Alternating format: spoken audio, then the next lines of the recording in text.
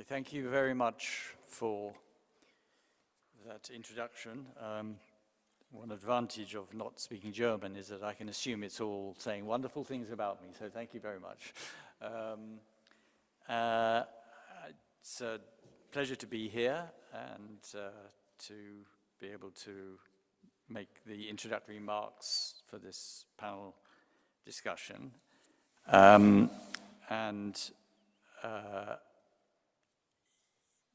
Let me start by going straight into what I think is the central question. How do we live together in difference? That's the central question facing Europe today, and it's bitterly contested, with no country free of a significant internal clash over the issue. For politicians, the answer seems to rely on making a rather crude judgment about who does or does not belong here in Europe.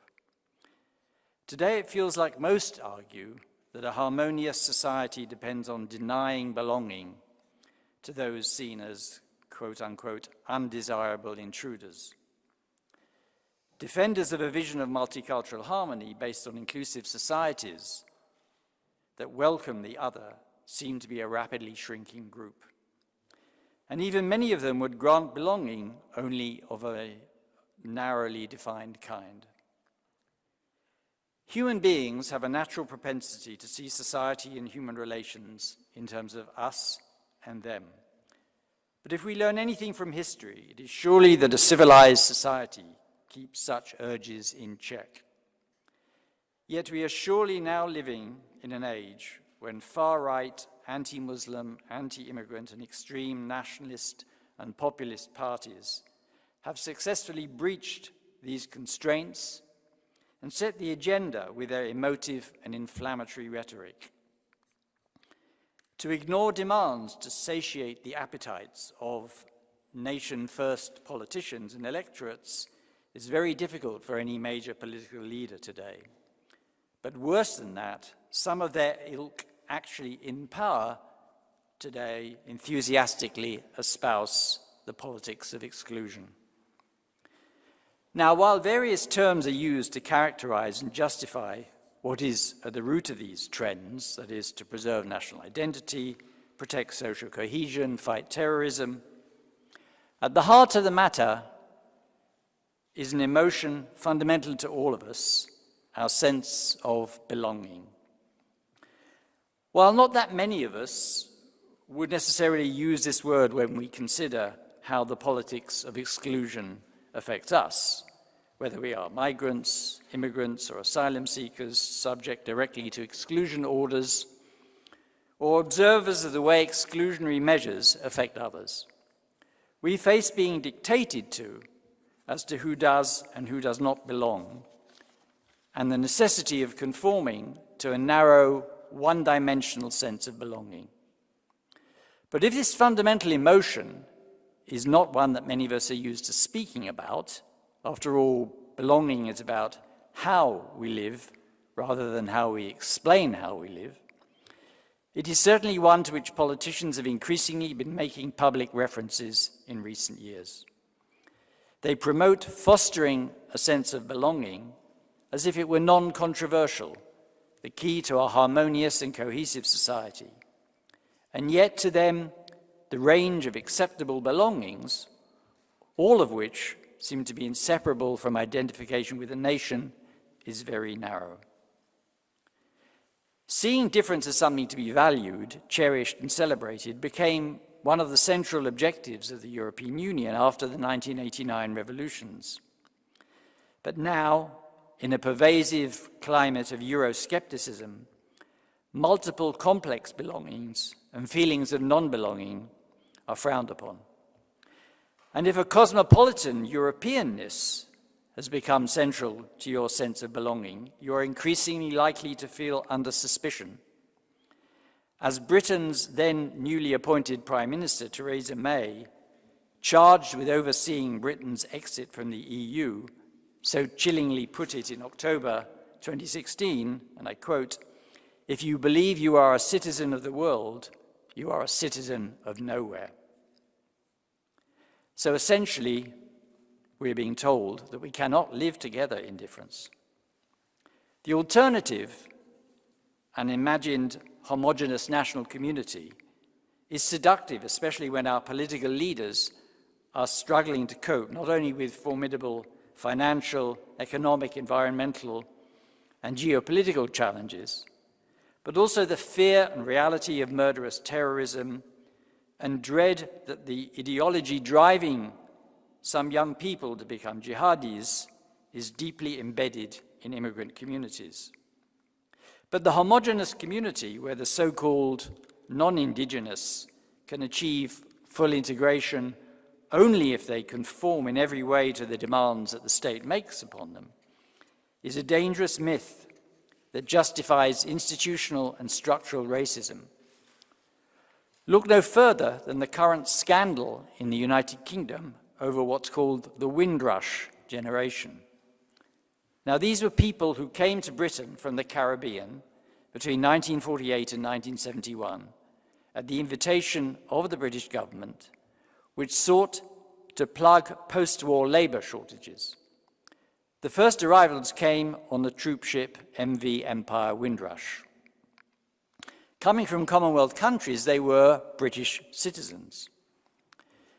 The 1971 Nationality Act also gave Commonwealth citizens the right to remain. But the Home Office didn't issue them with any paperwork to keep a record of those who did stay, or keep a record of those who did stay.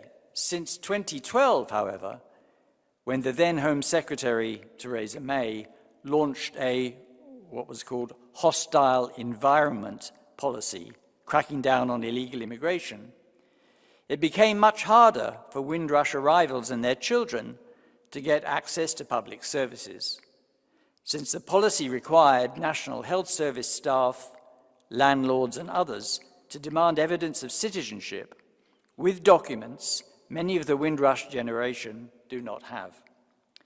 It left many thousands of them facing horrendous treatment, including deportation and deprivation. So whole generations of people who were born in the UK or arrived as children, raised families and paid taxes and saw themselves unequivocally as British, were, without any justification, regarded as illegal immigrants and still somehow, after so long, to be seen as completely, quote-unquote, foreign.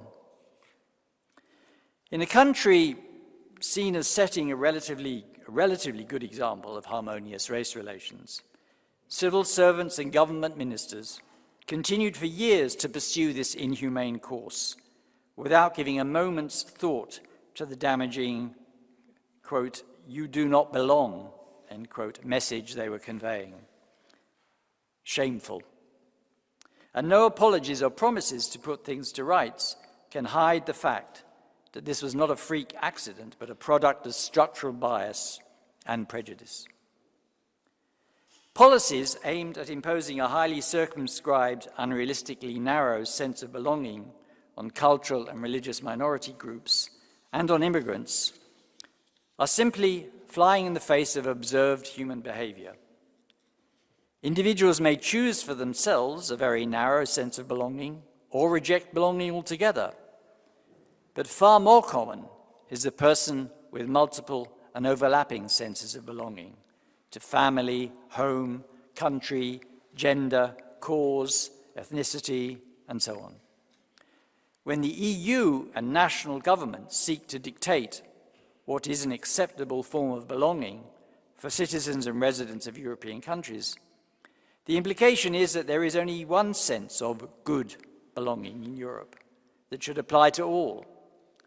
But belonging does not come complete with a stamp of moral value. At any particular moment in time, some forms may be better for society than others, some worse. But given the varieties of human nature and societies, no hard and fast rule should ever apply. But when they do, the end result is exclusion, harder borders, and what Pope Francis warned in May 2016, and I quote, "new walls rising in Europe." There is clearly an urgent need to achieve the aim of living together in difference, but it will never be done by denying the reality of difference and diversity, condoning discrimination between us and them on the basis of color, ethnicity, religious identity, and so on, appeasing aggressive nationalism, or dressing up European nationalism as a progressive story. That does not mean ignoring the belonging concerns of the very large numbers of people across Europe who are drawn to support the politics of exclusion. On the contrary, we are where we are precisely because European elites have not listened to people's concerns, preferring instead to continuously repeat the mantra, "What we need is more Europe." Now, there is no guarantee of a good end to history. Trump, Brexit, populism, etc., show us that the lessons of the last World War have to be repeatedly relearned. Europe, I fear, is not in a good place today. It's like a huge ocean liner sailing in the wrong direction. The task of turning it around is immense. More nationalism, separatism, and racism on board leads only to chaos. If we turn our backs on pluralism and fail to be guided by what the belonging story of each and every one of us says about the values we need to inculcate if we are ever to learn to live together in difference, we are seriously in danger of sinking. Thank you.